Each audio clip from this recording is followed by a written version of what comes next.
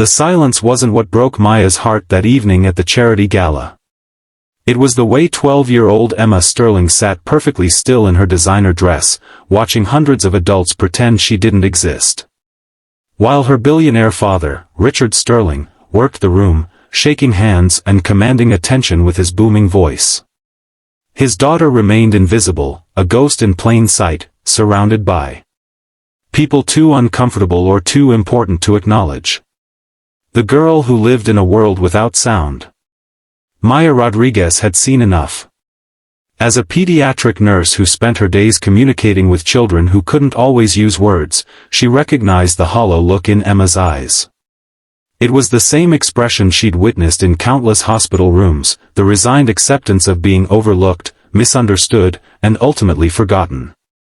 The opulent ballroom of the Four Seasons buzzed with conversations about tax, write-offs, and networking opportunities. Crystal chandeliers cast dancing shadows across marble floors where Chicago's elite mingled, their laughter echoing off gilded walls. Maya felt distinctly out of place in her thrift store evening gown, having only attended because her hospital had received a last-minute invitation. She'd come hoping to secure funding for their new children's wing, but watching Emma's isolation made her original mission seem trivial. Richard Sterling dominated every conversation he entered. His presence magnetic and commanding. Forbes had recently featured him on their cover, dubbing him the infrastructure king after his latest billion-dollar deal. But despite his public success, Maya noticed how his eyes would dart nervously toward his daughter before quickly returning to his business associates. There was love there, buried beneath layers of helplessness and corporate conditioning. Emma sat at table 7, methodically arranging her silverware while adults at neighboring tables discussed her father's empire as if she were furniture. Maya watched a well-meaning woman lean over and speak loudly at Emma, apparently believing volume could bridge the communication gap. The girl's face remained pleasantly blank, having long since perfected the art of appearing engaged while actually being completely excluded. Unable to watch any longer, Maya approached Emma's table. She didn't announce herself or make a grand gesture. Instead, she simply sat down and began signing. "Hello, my name is Maya. I love your dress. That shade of blue reminds me of the ocean." Emma's fork clattered against her plate. Her eyes widened with shock, then filled with tears that she quickly blinked away. For a moment, she just stared at Maya's hands as if they were performing magic. "You can sign." Emma's own hands moved with elegant precision, her face transforming with an emotion Maya recognized immediately. "Hope. I can. I work with children at the hospital, many of whom use sign language. I've been watching you tonight and I thought you might like some real conversation." Emma's smile could have powered the entire ballroom.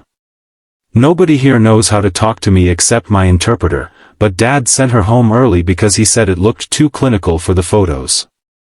Maya's heart clenched. She glanced across the room where Richard Sterling was deep in conversation with two senators, his animated gestures emphasizing whatever point he was making. The irony wasn't lost on her. A man who commanded attention through his voice had a daughter who commanded silence through hers. "Tell me about yourself," Maya signed.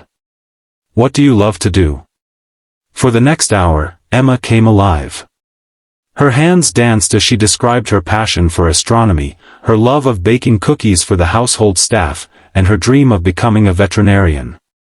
She told Maya about her private tutor, her collection of vintage telescopes, and how she'd taught herself to read lips in 3 languages. The girl was brilliant, funny, and hungry for genuine connection. "Most people think I'm stupid because I can't hear," Emma confided. Her signs becoming more animated as her comfort grew. "They either ignore me completely or talk to me like I'm 5 years old. My dad tries, but he gets frustrated when I don't understand him perfectly." Maya felt a familiar anger rising, the same emotion she experienced whenever she encountered ignorance about disabilities in her professional life. "You're one of the smartest 12-year-olds I've ever met," she signed back. "Anyone who can't see that isn't worth your time." Their conversation was interrupted when Richard Sterling appeared at their table. His brow furrowed with concern and curiosity. "Emma, is everything all right here?" His voice carried the protective edge of a father, though Maya noticed he didn't attempt to include his daughter in the question. Emma's hands moved rapidly as she turned to her father, but his expression remained blank. He understood none of it. Maya stood and extended her hand. "Mr. Sterling, I'm Maya Rodriguez. I was just having a wonderful conversation with your daughter about her interest in astronomy." "You were talking with her?" Richard's confusion was evident. "I mean, she doesn't really. That is, communication is challenging for Emma." "Actually, Emma communicates beautifully," Maya replied gently. "She was just telling me about her theory regarding the possibility of life on Europa." "Quite sophisticated thinking, really." Richard looked between Maya and his daughter. Something shifting in his expression. Emma signed something to Mia, who nodded and turned back to him. "Emma wants to know if you'd like her to teach you some basic signs. She says she's been wanting to show you how to say I love you properly." For a moment, the powerful businessman looked vulnerable, almost fragile. She wants to teach me." Emma nodded eagerly, patting the chair beside her. As Richard sat down, Maya realized she was witnessing something profound. A father and daughter finding each other across a divide that had seemed insurmountable moments before. The sign for I love you combines 3 letters. Emma began, her father watching intently as she demonstrated. "I, L, and Y like this." She showed him the hand position, then guided his fingers into the same shape. Richard's eyes filled with tears as he made the sign back to his daughter. Emma threw her arms around his neck, and for the first time all evening, the noise of the ballroom seemed to fade away.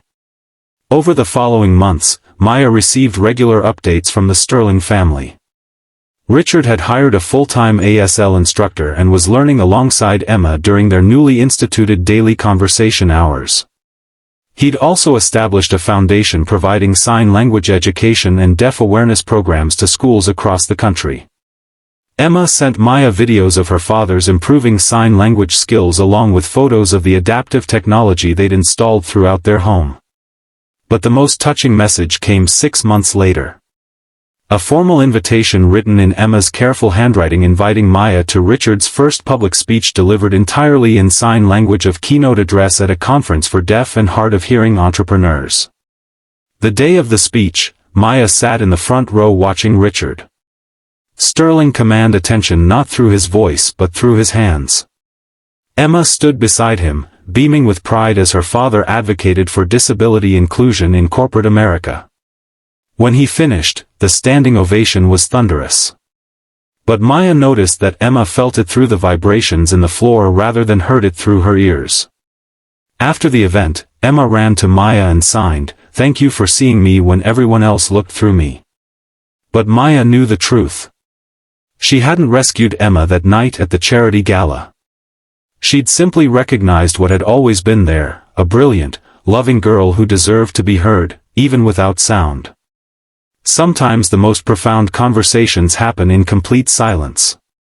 And sometimes the greatest gift we can give someone is the simple acknowledgement of their voice, however they choose to use it.